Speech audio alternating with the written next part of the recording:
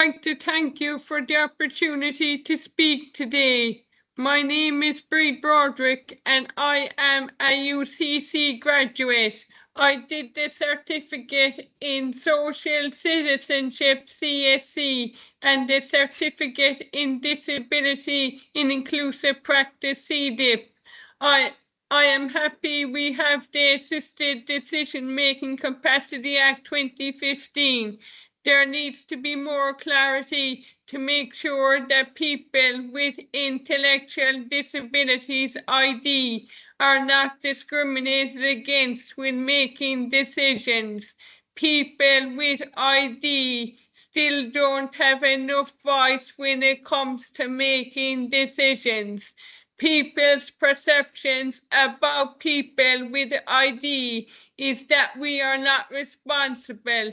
For example, when it comes to money, when it comes to inheritance, people may leave someone with an ID out of a will because they may feel the person with ID has no understanding of money and think they don't need money as much.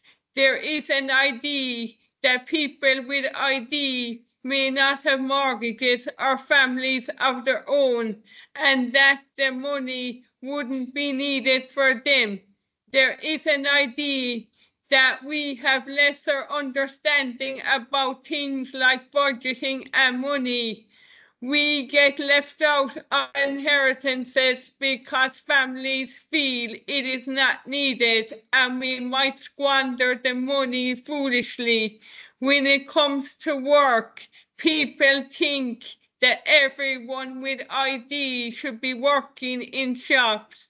They see people with ID working in shops and they think I have the same needs and desires. I am an individual and I have a right to have my own aspirations and to work towards achieving things the same as everyone else. I need support to make the decisions I want to make and support to be encouraged to succeed in employment. Going to UCC made a vast difference to my life.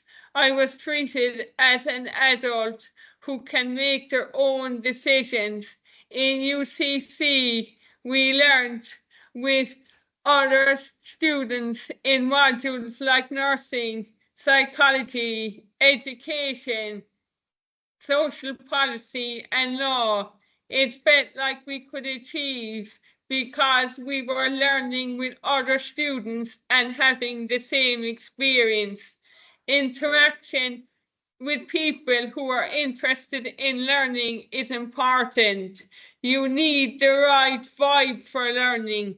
In UCC, staff were interested in me as a learner and always made me feel I was well able. Staff always confirmed that I have strengths. One of the big differences is that in UCC, there are learning support staff and peer bodies as well as lecturers. You knew you could go to learning support staff if you needed to, and you'd get support.